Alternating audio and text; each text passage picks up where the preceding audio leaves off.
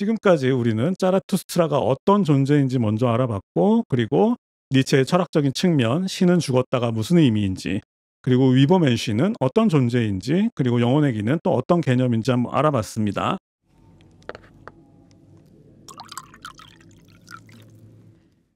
피터캣 유튜브 북클럽 112번째 작품은 니체의 자라투스트라는 이렇게 말했다 입니다. 이제 와서 생각해보니까 이 책은 참 철학적이면서도 동시에 문학적인 작품이라는 생각이 들고요.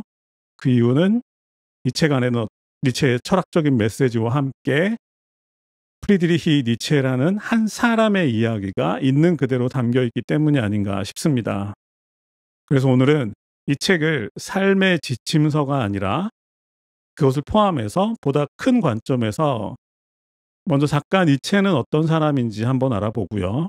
그리고 니체가 창조한 자라투스트라라는 존재는 어떤 존재인지 한번 알아보고, 그리고 여러분 좋아하시는 초인과 영혼회귀는 어떤 개념인지 한번 알아보고, 그리고 마지막으로 이 책을 읽는 방법, 제대로 읽는 방법은 무엇인지를 중심으로 이야기해 볼 계획입니다. 자, 먼저 짚고 넘어갈 것이 하나 있습니다. 이 책은 철학적이자 동시에 문학적인 책이다. 생각해보면 초인이나 영혼회귀 같은 개념들은 분명히 철학적인 개념들입니다. 그런데 이 자라투스트라라는 존재는 결코 철학적인 존재는 아니에요. 이 자라투스트라는 하나의 비유로서 존재하기 때문인데, 그러니까 이 책은 자라투스트라라는 문학적 창조물과 니체의 철학적 메시지들이 혼합되어 있는 책이라고 생각하시면 될 것 같습니다.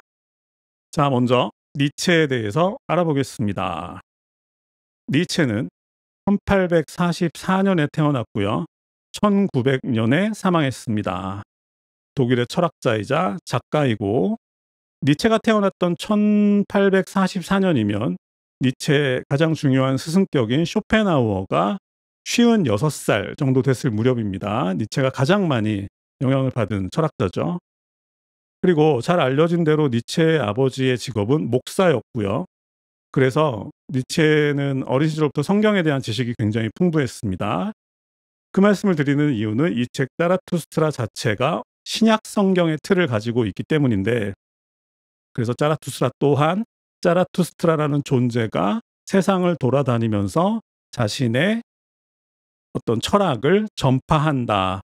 그런 같은 구조를 가지고 있다고 생각하시면 되고, 그리고 니체라는 사람을 한마디로 정의하면 천재겠죠. 25살에 스위스 명문인 바젤 대학의 고전 문헌학 교수로 임용되었고요. 실제로 니체의 친구들은 당시 대학생인 친구들도 있었다고 합니다. 그런데 친구들은 대학생인데 본인은 교수였던 거죠. 그러다가 니체가 35살인 1879년도에 건강 상황의 이유로 교수직을 그만두고 알프스와 지중해 등지를 방황하게 됩니다. 1879년도에 교수직을 그만두었다. 그리고 4, 5년이 지나서 1883년부터 한 3년에 걸쳐서 이 자라투스트라는 이렇게 말했다라는 책이 1부, 2부, 3부, 4부 이렇게 각각 나뉘어서 출간됩니다. 교수직을 그만둔 다음에 알프스 등지나 지중해 등지를 방황하고 여행하다가 쓴 글이라는 거죠. 그런데 니체의 어떤 외형적 특징은 그렇게 정의할 수 있지만, 제 생각에 니체에게서 가장 중요한 거는 니체의 성격인 것 같아요. 이것을 알아야 자라투스트라가 이해가 될 수 있을 것 같은데, 그러니까 니체의 성격을 한마디로 정의하면 니체는 지적인 자부심이 대단했었습니다. 엄청난 천재였기 때문에. 그런데 그렇게 지적인 자부심이 대단했던 데 반해서 성격은 지극히 내성적이었습니다. 이런 사람들은 자신이 언젠가 세상을 깜짝 놀라게 할 것이라는 기대를 안고 살아가지만 대부분은 그것을 실현시키지 못하죠. 그러면서 동시에 현실과 이상의 괴리에서 오는 심한 심리적 압박감을 받게 됩니다. 그리고 게다가 이런 사람들은 타인들의 별 의미 없는 말에도 쉽게 상처를 입죠. 그러니까 결국 니체는 이 모든 것을 다 가지고 있었다. 대단한 천재였지만 하지만 너무 여렸다. 상처를 쉽게 받는 사람이었다. 이렇게 생각하시면 될 것 같습니다. 제가 그 정신분석학자인 카를 융 아시죠? 카를 융의 자서전이죠. 기억꿈 사상이라는 책을 보다가 니체에 관해서 재미있는 이야기를 발견한 적이 있었는데, 이 카를 융도 바젤 대학을 나왔습니다. 물론 이제 카를 융은 바젤 대학에서 교수를 했던 건 아니고 대학을 다닌 거죠. 의대를 다녔는데, 근데 이 카를 융이 바젤 대학을 다닐 때는 니체는 이미 이제 학교를 그만둔 지 오래됐었지만 니체에 대한 소문이 굉장히 많았다고 해요. 그리고 실제로 그 학교에는 니체하고 함께 생활을 했던 교수들도 많이 있었기 때문에 그런 이야기들을, 니체에 관한 그런 이야기들을 융이 많이 들었다고 합니다. 그런데 융이 들었던 니체에 관한 소문들은 대부분 부정적이었다고 해요. 그러니까 예를 들어서 어떤 거냐면, 융이 보기에는 대부분 그 사람들은 니체의 책을 읽은 사람들이 아니에요. 읽어보지도 않은 사람들이 주로 외형적인 측면만 가지고 험담을 이제 늘어놓는 장면을 자주 목격했는데, 예를 들어 이런 거죠. 뭐 니체가 지나치게 옷을 잘 차려입고 신사인 척 거드름을 피웠다든지, 또 니체가 피아노를 치는데 피아노를 칠 때 너무 폼을 잡고 쳤다든지, 그리고 글을 쓸 때 너무 과장된 문체를 사용했다든지 하는 그런 나쁜 소문들이 그때까지도 바젤 대학 안에 남아 있었다. 그러니까 한마디로 말하자면 니체는 바젤 대학 동료들에게 있어서 재수 없는 사람이었다라는 거죠. 자, 이 지점에서 저는 개인적으로 한번 상상을 해보게 되는데, 자, 아마도 니체는 어린 시절부터 주변에, 가족을 포함한 주변 모든 사람들이 천재라고 떠받들었겠죠. 그리고 그런 자신이 25살에 스위스 명문대학의 교수가 되었을 때 아마도 그는 온 세상이 자신을 향해 숭배를 할 거라고 기대했을 것 같습니다. 그만큼 자부심이 넘쳤겠죠. 그런데 하지만 막상 교수가 되어 마주하게 된 타인의 시선은 주로 그에 대한 시기와 질투에서 비롯된 중상과 모략이 아니었을까 하는 상상을 하게 됩니다. 게다가 융은 니체 자신이 어느 정도 그런 근거를 제공하기도 했다고 말하고 있습니다. 융 또한 짜라투스트라를 읽었다고 하는데, 그러니까 짜라투스트라를 읽고 난 카를 융의 평가는 한마디로 이거였습니다. 짜라투스트라는 니체의 파우스트다. 융이 이런 평가를 한 이유는 정신분석학적인 측면에서 괴테의 파우스트는 대부분 괴테의 자아도취적인 작품이라고 평가하는 경향이 있습니다. 거기에는 모든 것을 다 아는 파우스트 박사라는 사람이 나오죠. 그 파우스트 박사의 괴테가 투영되었다라는 거죠. 그러니까 정신분석학적인 측면에서 파우스트는 괴테의 자아도취적 작품인데, 융이 보기에 니체는 그거보다 한 발 더 나아갔다는 거예요. 그러니까 융이 생각하기에 니체는 너무 어린 나이부터 천재 대우를 받다 보니까 어느 순간 자신이 진짜로 특별한 존재라고 믿었고, 그런 생각이 그의 글에 드러나 버렸다라는 거죠. 그러니까 결국은 그런 니체의 자아도취적인 성향이 그의 글에 드러났고, 그래서 사람들은 그것을 읽고 니체에 대해서 혹독한 평가를 하지 않았을까. 그러면서 재미있는 건 융이 짜라투스트라를 읽으면서 너무 힘들었다라는 거예요.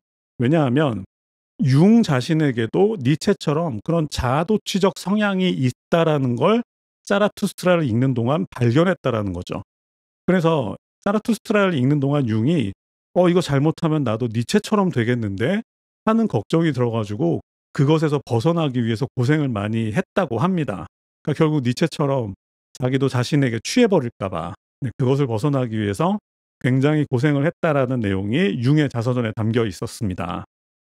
자, 니체라는 사람을 정리해 보겠습니다. 결국 이런 사람이었던 거죠.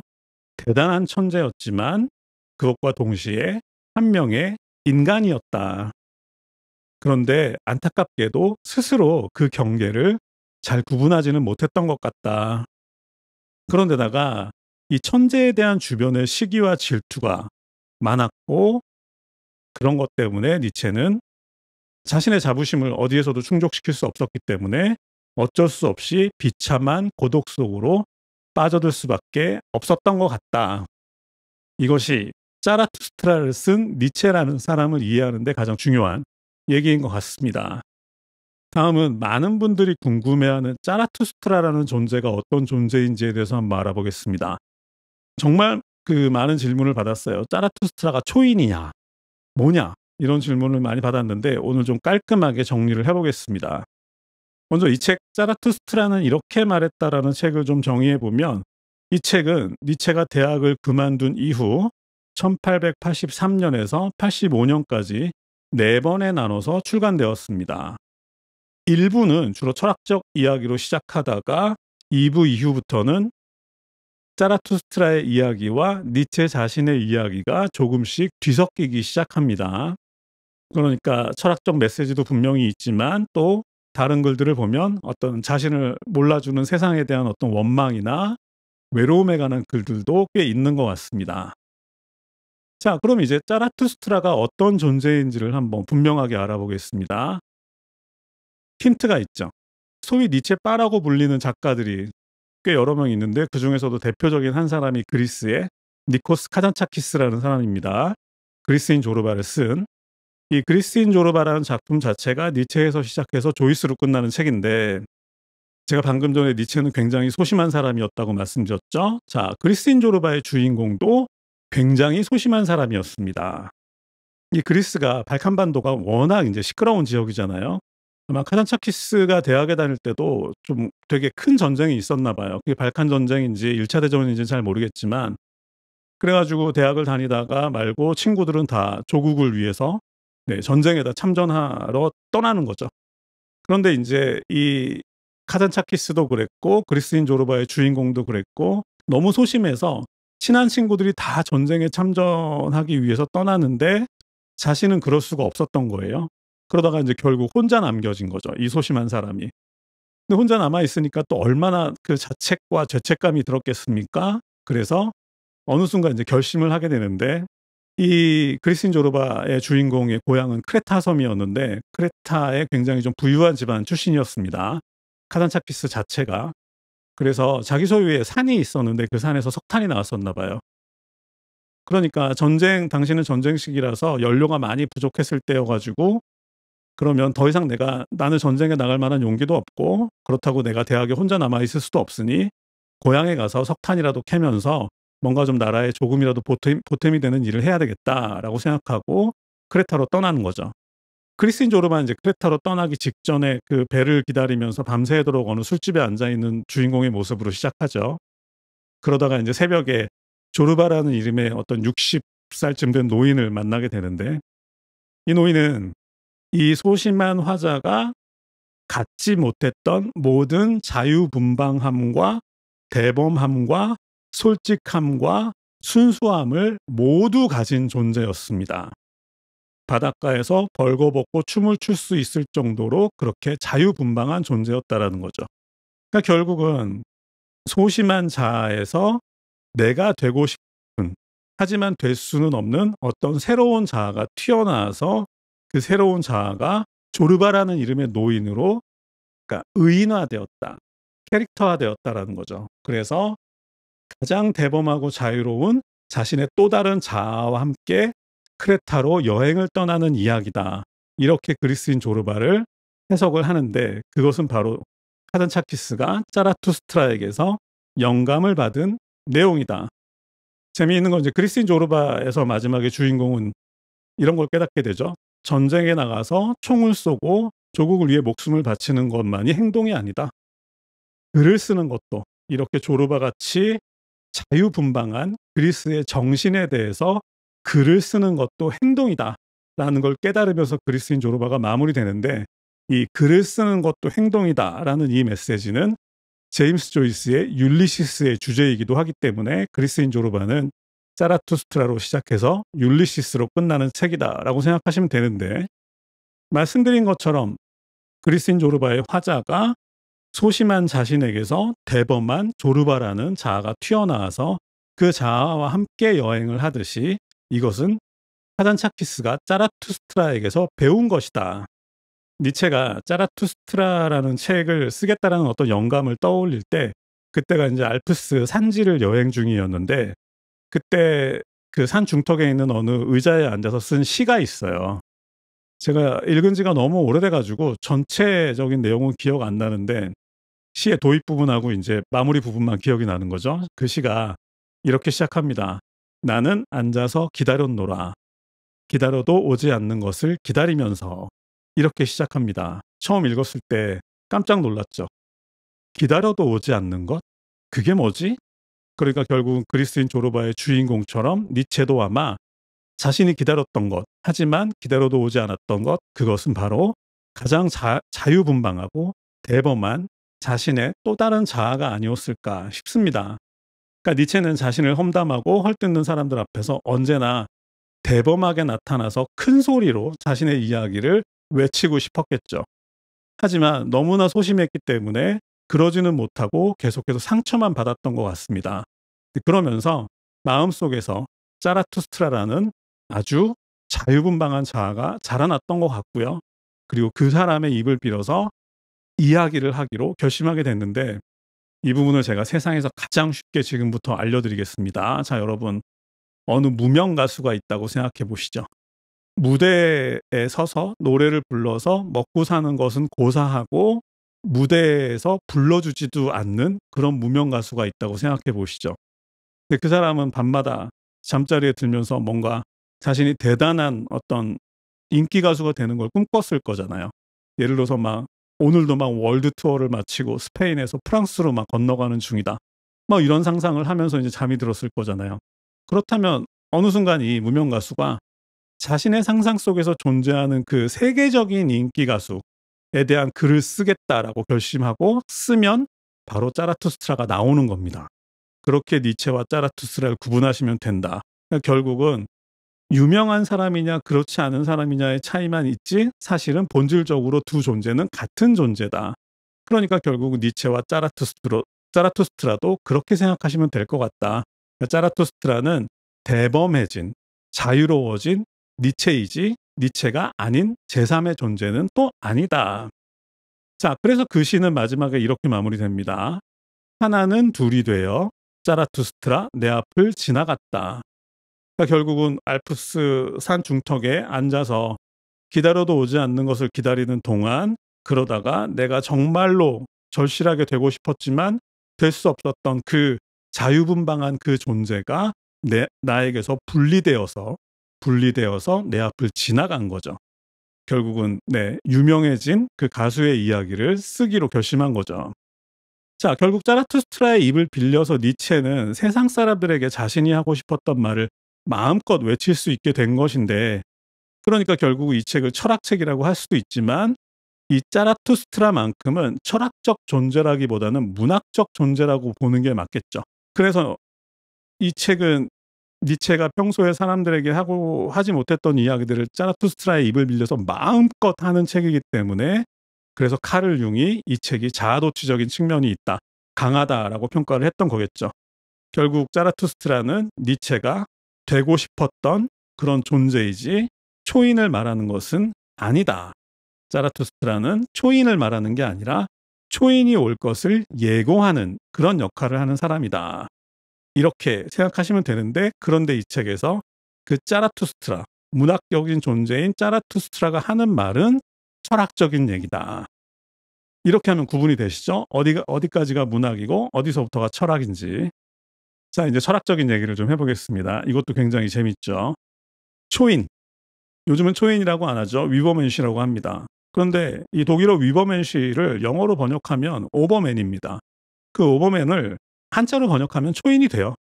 결국은 오버맨이나 초인이나 이런 말들은 사실 틀린 말들은 아닌데, 그런데 요즘에 왜 초인이라는 말을 쓰지 않으려고 하냐면, 이게 니체가 얘기한 위버맨시와 주로 일본 사람들이 얘기하는 자기계발서에서 얘기하는 초인의 개념이 너무 다른 거예요. 그러니까 자기계발서에 보면 초인에 대해 설명할 때 마치 슈퍼맨인 것처럼 그렇게 설명을 하는데, 니체가 말한 위버맨시는 그런 게 아니었기 때문에 요즘은 그냥 위버맨시를 뜻은 오버맨하고 같지만 하지만 그냥 위버맨시를 고유명사처럼 쓰자 해서 요즘에는 그냥 위버맨시라고 하는 추세니까 저도 위버맨시라고 하겠습니다. 자, 철학 얘기를 좀 해보죠. 니체의 철학은 한마디로 생철학이라고 합니다. 실존주의 아닙니다. 그 전이에요. 생철학이라고 하는데, 이 생철학은 어떤 거냐면 이런 게 있죠. 그 전에 이제 중세시대 근대시대를 들어서면서 1000년 동안 유럽은 기독교 국가였죠. 신이 지배하는 국가였는데, 그러니까 이 시대 때는 대부분 사람들이 죽어서 천국에 가기 위해서 현생의 고통을 견디는 것을 당연하게 받아들이는 그런 시대가 한 1000년 동안 쭉 이어져 왔는데, 물론 니체가 처음은 아니지만 니체가 이렇게 얘기를 한 겁니다. 자, 우리가 죽어서 천국에 갈지 지옥에 갈지, 심지어는 천국이라는 게 있기는 한지 그것도 불확실한데, 근데 왜 우리는 그런 불확실한 사후 세계를 위해서 이 확실하고 한 번뿐인 우리의 이 현생을 왜 희생해야 하지? 이런 질문을 던진 게 바로 니체의 생철학이다. 그러니까 결국은 불확실한 사후 세계보다는 확실하고도 분명하고 게다가 한 번뿐인 이 지상에서의 삶이 더 중요하다. 이런 이야기를 하는 것이 바로 생철학입니다. 결국은 이제 결론이 이렇게 가는 거죠. 결국 인간들은 불확실한 천국을 위해서 현생의 고통을 감수할 게 아니라 인간들의 힘으로 스스로 이 세계를 보다 나은 세상으로 만들어야 한다. 그러니까 이 세계는 신이 만드는 것이 아니라 이제부터는 인간들의 힘으로 더 낫게 만들어야 한다. 이것이 생철학의 핵심인데, 니체가 이런 주장을 하게 된 배경에는 니체가 가장 좋아했던 소설가가 한 명 있습니다. 바로 니체보다 23살이 많은 러시아의 도스토옙스키입니다. 자, 니체가 했던 말 중에 가장 유명한 말이 이 말이죠. 신은 죽었다. 도스토옙스키의 까라마조프 형제들에 보면은 둘째 이반이 이렇게 얘기를 합니다. 만약에 신이 없다면 인간이 신이 되어야 한다. 비슷하죠. 그러니까 결국은 니체가 말한 신은 죽었다라는 표현은 도스토옙스키의 영향이다. 자, 그렇다면 도스토옙스키가 까라마조프 형제들에서 말했던 이 문장, 가장 문제시되는 문장이죠. 까라마조프에서 만약 신이 없다면 인간이 신이 되어야 한다라는 문장의 의미는 무엇인지 알아봐야 되겠죠. 이 말 때문에 까라마조프를 어려워하시는 분들이 많은데, 사실 이 말의 의미는 인간이 신이 되어야 한다라는 말이 아니고, 그것 때문에 이제 오해가 생기는 거죠. 인간이 신이 되어야 한다는 것이 아니라, 만약에 지금 신이 1000년 동안 이 세상을 다스려 왔는데, 그런데 신이 이 세상에 평등과 평화와 행복을 가져다 주지 못한다면, 그러지 않는다면, 왜냐하면 신이 다스린 지 1000년이 지났는데도 유럽 사람들의 삶은 굉장히 고통스러웠거든요. 그러니까 신은 자신의 역할을 제대로 하지 않은 거죠. 사람들 입장에서 볼 때.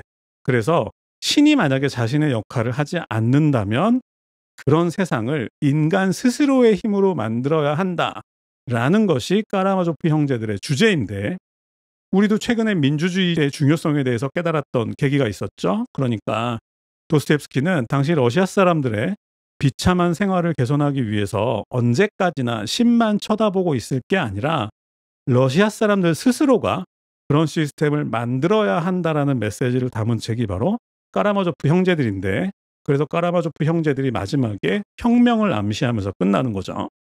자, 니체 역시 같은 뜻으로 얘기한 겁니다. 신은 죽었다. 많은 사람들이 오해를 합니다. 니체가 죽였나? 이렇게 오해를 하는데, 니체가 신을 죽인 게 아니라 더 이상 신에게 의지하지 말고 인간 스스로의 힘으로 더 나은 세상을 만들어야 한다라는 의미에서 신을 배제시킨 거죠. 신 핑계를 대지 말고 이제부터는 인간 스스로가 나서서 더 제대로 된 세상을 만들어야 한다. 그런 뜻이죠. 그런데 이제부터 위버맨시로 넘어갑니다. 그런데 그런 세상을 만들기에는 지금의 인간으로서는 불가능하다라는 거죠.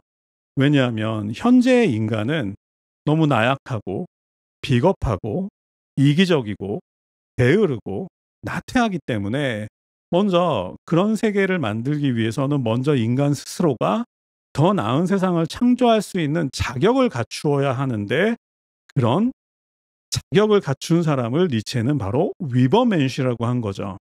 보다 더 정의롭고 용감하고 강한 존재가 되어야 하는데, 그 보다 나은 인간을 니체는 위버맨시라고 정의를 한 거죠.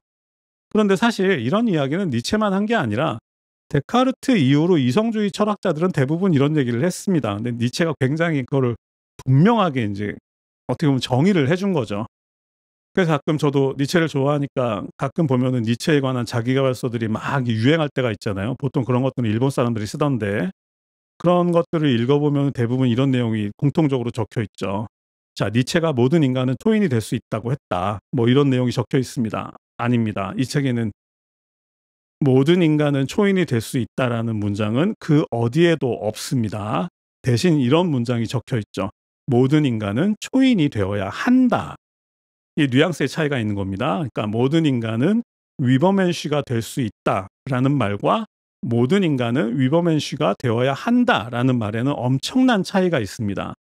여러분 칸트의 정언명령이라고 들어보셨죠?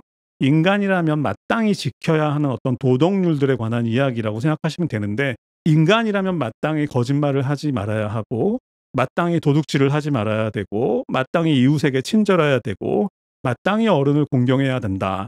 이렇게 칸트가 말했고 이것을 정언명령이라고 정의를 했는데 그러니까 이것을 오해하는 사람들이 과거에 제가 그랬는데 오해하는 사람들이 아니 자기 자신도 지키지 못하는 얘기를 왜 그렇게 책에다 써가지고 사람들한테 강요를 하는 거야. 스스로도 다 지키지 못하면서 막 이렇게 험담하는 사람들이 있어요. 저처럼.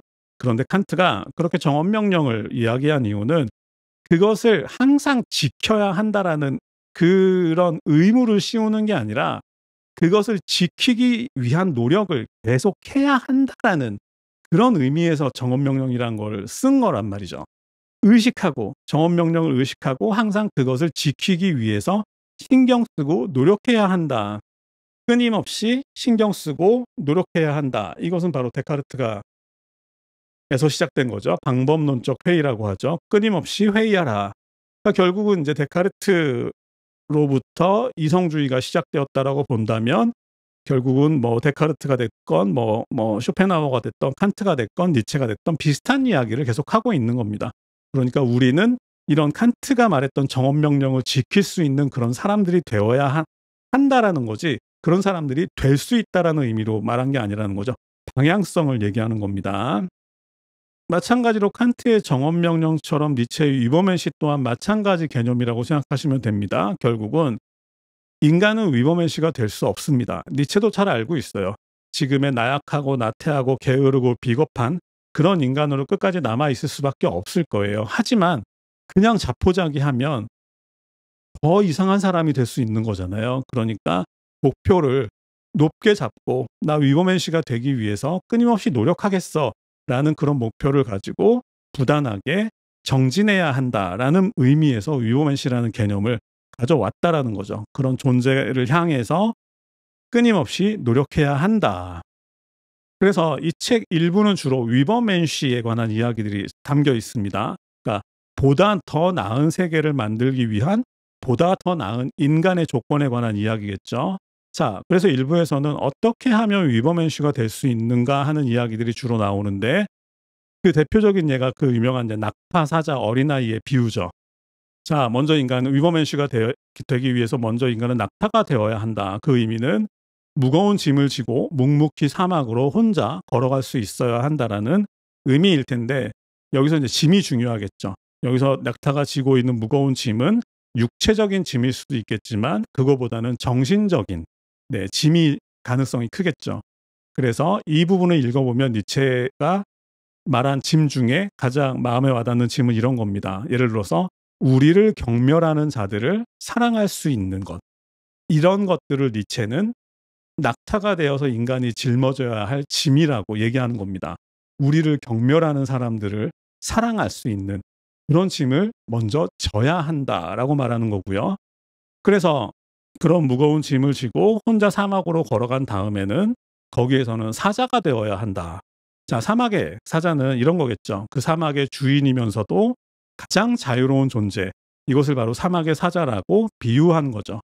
그러니까 결국은 사자가 되어서 인간이 해야 될 그 다음 과정은 사람들이 내게 원하는 어떤 일이 아니라 사람들이 나로 하여금 하기를 원하는 그런 일들이 아니라 내 스스로가 선택해서 원하는 삶을 살아갈 수 있는 그런 용기를 가진 존재가 되어야 한다.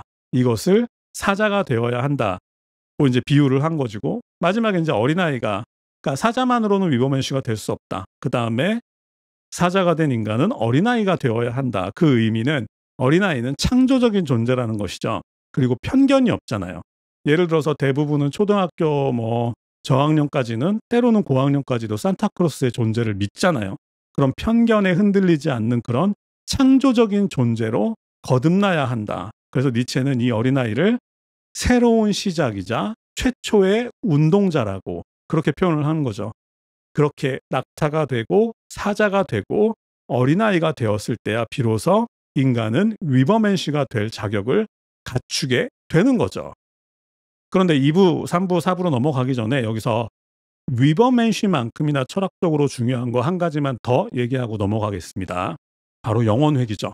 영혼회귀는 3부에 나오는 얘기이긴 한데 철학적인 이야기들을 몰아서 하는 의미에서 영혼회귀 먼저 얘기하고 넘어가겠습니다. 자, 당시에 로버트 마이어라는 이름의 물리학자가 에너지 보존의 법칙이라는 것을 발견했습니다. 이렇게 정의가 됩니다. 에너지 보존의 법칙은 에너지는 창조되거나 소멸되지 않고 단지 한 형태에서 다른 형태로 전환될 뿐이다. 에너지는 사라지거나 더 늘어나지 않고 같은 양을 유지한 채 계속해서 다른 형태로 변화될 뿐이다. 이것이 로버트 마이어의 에너지 보존의 법칙인데 이렇게 이해할 수 있을 것 같습니다. 이 우주라는 공간을 생각해 보시죠. 이 우주는 마치 지금 제가 있는 이 공간처럼 한정된 공간이죠. 비교할 수 없이 커다랗지만 우주는 어찌 보면 닫혀있는 공간이라고 보는 게 맞겠죠. 그러니까 결국은 우주는 유한한 공간이다라고 정의할 수 있겠죠. 그런데 그 유한한 공간 속에 있는 에너지의 총량은 언제나 일정하다라는 거죠. 다만 가만히 있는 게 아니라 계속해서 이 형태가 되었다가 저 형태가 되는 식으로 계속해서 이합집산해서 다른 형태로 변화하지만 그 총량은 달라지지 않는다. 이것이 이제 에너지 보존의 법칙인데 이 이론을 들은 당시의 사람들이 이런 의문을 떠올렸던 겁니다. 자, 우주라는 공간은 유한하고 그 안에 있는 에너지의 총량은 일정한데 그런데 시간은 무한하잖아. 일정한 공간 속에 무한한 시간이라는 것을 대입해 보면 이런 이야기가 나오는 거죠. 그러니까 만약 공간은 유한하고 에너지의 총량이 일정한데 시간이 무한하다면 한 번 일어난 일은 다시 반복될 수밖에 없다라는 거죠. 왜냐하면 에너지들은 계속해서 끊임없이 형태를 바꾸어서 움직이지만 무한한 시간 속에서는 그것은 언젠가는 한 번 일어난 일은 다시 일어날 수밖에 없다라는 거죠. 거기에서 바로 영원획이라는 개념이 등장한 건데 밀란 쿤데라의 참을 수 없는 존재의 가벼움 앞부분에 보면 이 영원회귀에 대해서 재미있게 얘기하죠. 자, 그렇다면은 2차 대전이 또 일어난다라는 얘기야? 이런 식으로 이제 얘기를 하죠. 참종가 앞부분 보면. 근데 밀란 쿤데라는 이제 물론 그건 농담으로 한 거고 실제로 밀란 쿤데라가 하고 싶었던 얘기는 2차 대전이 똑같이 반복된다라는 게 아니라 그것보다는 히틀러 같은 인간들은 계속해서 다시 태어난다. 이런 말을 하고 싶었던 거죠. 그러니까 그것이 결국은 히틀러 같은 사람들, 그러니까 히틀러 자신이 아니라 히틀러 같은 사람들은 계속해서 다시 나타난다, 등장한다라는 것이 영원회귀의 개념에 더 맞다. 이렇게 생각하시면 될 것 같고요. 이것을 이제 문학적으로 표현하면 장자는 이것을 나비에 비유를 했죠. 봄이 되면 어디선가 나비들이 나타나는데 그 나비는 작년에 봤던 나비와 똑같이 생긴 나비지만 작년에 그 나비는 아니다. 그러니까 결국은 조금 전에 말씀드린 거랑 비교하자면 더 재밌어지죠. 언제나 히틀러 같은 인간들이 태어나는데 내가 2차 대전 때 봤던 히틀러랑 똑같이 생겼지만 그 히틀러는 아니다. 이것이 바로 영원회귀의 개념이고 아주 간단하게 영원회귀를 생각하자면 그냥 이렇게 생각하셔도 돼요. 매년 해가 바뀌면 봄이 찾아오죠. 지구의 공전 때문에. 그런데 이것은 매년 반복되죠. 순환되고 폐기되는 겁니다. 모든 일들은 계속해서 반복적으로 일어난다. 자, 여기서 이렇게 이야기가 이제 흘러갑니다. 바로 철학에서는 바로 이 지점에서 모든 것은 순환한다라는 이 지점에서 바로 목적론적 세계관이 붕괴되었다라고 말하고 있습니다. 목적론적 세계관도 이름이 어렵지 그렇게 어려운 개념은 아닙니다. 예를 들어서 이런 거죠. 목적론적 세계관이란 인간은 자신의 어떤 노력을 통해서 무엇이 된다. 그러니까 꿈은 이루어진다. 이것이 목적론적 세계관이고요. 그리고 세상은 계속해서 발전해 나간다. 이것이 목적론적 세계관입니다. 그러니까 꾸준히 어떤 직선 형태로 발전해 나간다라는 것이 목적론적 세계관의 중심이고 이거는 당연히 이제 과거 종교시대 때는 통했던 얘기겠죠. 그러니까 결국은 천국이라는 목표를 향해서 나아가는 것이 인간의 삶이다. 이것이 이제 목적론적 세계관인데, 이 영원회귀의 개념이 이제 도입된 다음에 그 목적론적 세계관이 무너지고 순환론적 세계관이 도입된 겁니다. 계속해서 반복된다라는 거죠. 오늘은 어제보다 나은 내일이 아니라 어제와 똑같은 하루. 이것이 이제 순환론적 세계관인데, 그런데 여기에서 이제 이 순환론적 세계관이라는 것이 도입되면서 인간들은 어떤 벽에 부딪히게 되는데, 자, 만약에 이 세계가 혹은 인간의 삶이 최종 목적이 없는 영원한 순환에 불과하다면, 우리의 삶이 매일매일의 똑같은 일상의 반복에 불과하다면 인간은 결국 허무주의에 빠질 수밖에 없는 것 아닌가 하는 의문을 갖게 된 거죠. 그러니까 나는 매일 조금씩 발전하는 게 아니라 그저 매일 똑같은 하루가 반복될 뿐이라는 것에서는 당연히 허무로 귀결될 수밖에 없는 것 아닌가 하는 것이 바로 이제 그 허무주의로의 귀결인데, 이것은 이제 쇼펜하우어의 허무주의와 연결되는 겁니다. 쇼펜하우어는 이렇게 얘기했죠.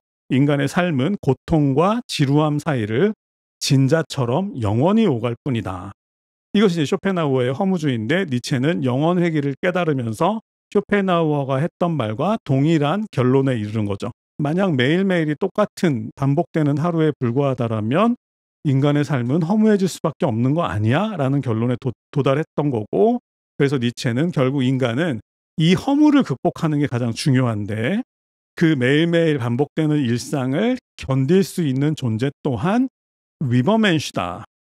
참고로 제가 좋아하는 까미의 시지프 신화를 보면 이 허무주의를 극복하는 방법들이 주로 담겨 있죠. 까미는 이런 대책을 내놓고 있습니다. 삶이 허무하다는 것을 인정하자. 그냥 인간은 무엇도 될 수 없고 매일매일 똑같은 삶이 반복된다라는 걸 그냥 받아들이고 인정하자. 그리고 그 안에서 의미를 한번 찾아보자. 허무한 삶 그 자체에서 한번 의미를 찾아보자 했던 게 이제 까미가 시지프 신화에서 했던 노력이었는데, 이것은 그러니까 허무한 삶에서 매일매일 반복되는 그런 무의미한 삶에서 의미를 한번 찾아보자라는 것에 대해서 제가 가장 자주 드는 표현은 독서입니다. 독서. 자라투스트라를 15번 읽는다고 해서 더 나은 인간이 되는 건 아닙니다. 하지만 자라투스트라를 15번 읽는 동안 저는 내내 행복했다. 그러니까 니체는 이렇게 얘기를 했죠. 중요한 것은 영원한 삶이 아니라 영원한 생동감이다. 결국 자라투스트라를 읽고 제가 더 나은 사람이 되지는 못했지만 자라투스트라를 읽는 동안만큼은 저는 행복하게 괴롭힘 당하고 행복하게 웃을 수 있었으니 그것이 더 나은 것이 아닌가 하는 것이 까미의 해결책인데, 그건 이제 각자 받아들이기 나름일 것이고, 자, 지금까지 우리는 자라투스트라가 어떤 존재인지 먼저 알아봤고, 그리고 니체의 철학적인 측면, 신은 죽었다가 무슨 의미인지, 그리고 위버맨시는 어떤 존재인지, 그리고 영혼의기는 또 어떤 개념인지 한번 알아봤습니다. 자, 이제 마지막으로 이 책을 읽는 방법에 대해서 말씀드리고 마무리하겠습니다. 자, 1부는 아까 말씀드렸던 대로 주로 위버맨시에 관한 이야기들이 펼쳐져 있고, 그리고 2부는 소위 수준이 높다고 말해지는 인간들에 대한 비판을 주로 하고 있는데, 2부에 등장하는 사람들은 사제나 도덕군자들, 글쟁이들, 권력자들, 학자들, 심지어는 사회주의자들까지 니체는 비판하고 있습니다. 그들은 아직 위버맨시가 아니다라는 얘기를 하고 있고요. 그리고 3부에서는 영원회귀하고 함께 니체 자신이 사람들에게 하고 싶었던 이야기를 마음껏 하고 있습니다. 그래서 3부가 재밌는 게, 이 책 제목이 자라투스트라는 이렇게 말했다인데 3부에서는 자라투스트라라는 이름이 별로 안 나옵니다. 그냥 몽테뉴의 에세이 보는 것 같아요. 그냥 니체가 평소에 하고 싶었던 이야기들이 3부에 많이 나오고 있고, 그리고 마지막 4부에서는 소위 위대하다고 말해지는 인간들, 예를 들면 왕이나 교황이나 이런 사람들이 자라투스트라의 동굴에 모여가지고 사후세계보다는 지상의 삶을 사랑한다는 것에 대해서 서로 동의하는 그런 내용으로 이 책은 마무리되고 있습니다. 그런데 이런 이야기들이 니체는 이제 시인이다 보니까 이런 이야기들이 거의 다 시적인 언어로 표현되고 있어서 우리가 그것을 이해하기가 참 어려운데, 제가 말씀드린 그런 기준을 가지고 차분하게 보시다 보면 분명히 이해되는 부분들이 하나씩 나타나기 시작할 겁니다. 예를 들면 니체의 표현 중에 이런 게 있어요. 2부에서 오늘 제가 찾은 것 같은데, 예를 들어서 이런 표현이 있죠. 부활은 무덤이 있는 곳에만 있게 마련이다. 비유잖아요. 그죠? 여기서 부활이라는 거는 죽고 나서 다시 새로 태어나라는 말이 아니라 새로운 인간으로 다시 태어나기 위해서는 기존의 어떤 자아가 죽어줘야 된다. 그러니까 그 자아가 죽어야 된다라는 얘기가 아니라 뭔가 가치관이 재정립되어야 한다. 그러니까 리셋되어야 한다라는 것을 니체는 이렇게 비유를 하는 거죠. 부활은 무덤이 있는 곳에만 있게 마련이다.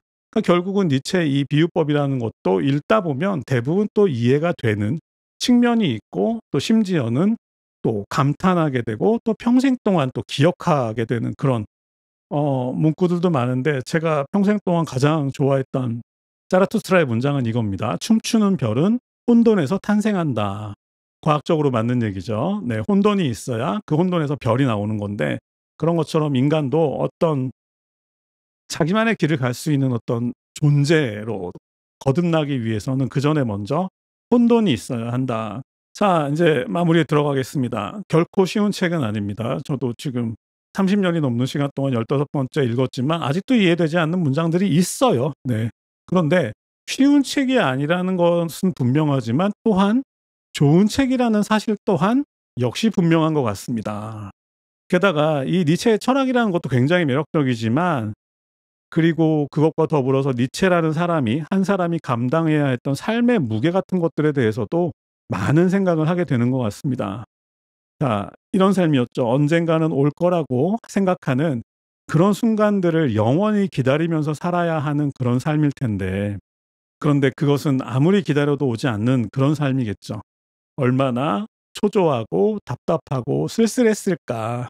참고로 좀 슬픈 얘기를 말씀드리자면 아까 시작할 때 이 자라투스트라는 이렇게 말했다는 1883년부터 85년까지 4번에 나뉘어서 출간되었는데 일부 위버맨 씨가 담겨 있는 그 일부가 당시 40부 팔렸다고 합니다. 40권 팔렸다고 해요. 그리고 2부부터 3부, 4부까지는 아무도 사질 않아서 그냥 니체가 몇 권 출판을 해가지고 그냥 아는 사람들한테 선물로 줬다고 합니다. 완벽하게 외면을 당했던 책인 거죠. 얼마나 자존심이 큰 사람이 상처를 입었을까 상상을 할 수 있을 것 같고 그리고 나서 이제 자라투스트라가 85년에 이제 마무리된 다음에 그로부터 4년이 지난 1889년도에 니체는 발작을 일으켜서 정신병원에 입원하게 되고요. 그리고 한 10여 년이 지난 1900년 8월 25일, 8월 25일 얼마 안 남았죠? 1900년 8월 25일에 사망하게 됩니다. 니체가 이 정신병이 발발한 원인에 대해서 여러 추측들이 있는데 가장 이제 유력한 설은 매독에 의한 신경계 손상설. 그러니까 니체가 이제 젊었을 때부터 매독 때문에 고생을 많이 했나 봐요. 그러다가 그 매독균이 그 신경계를 건드리면서 정신병이 발발했다는 설이 가장 유력하고 또 두 번째로 유력한 설은 니체의 아버지가 목사였는데 니체의 아버지 또한 젊었던 나이에 뇌질환으로 사망했다고 합니다. 그러니까 유전적 질환일 가능성도 있다. 참고로 1889년도에 정신병원에 입원했던 유명한 예술가 한 명 더 있죠. 고흐, 반 고흐도 니체랑 같은 해 이제 프랑스에 있는 정신병원에 입원을 했는데 고흐는 이제 다음해 권총으로 자살을 했습니다.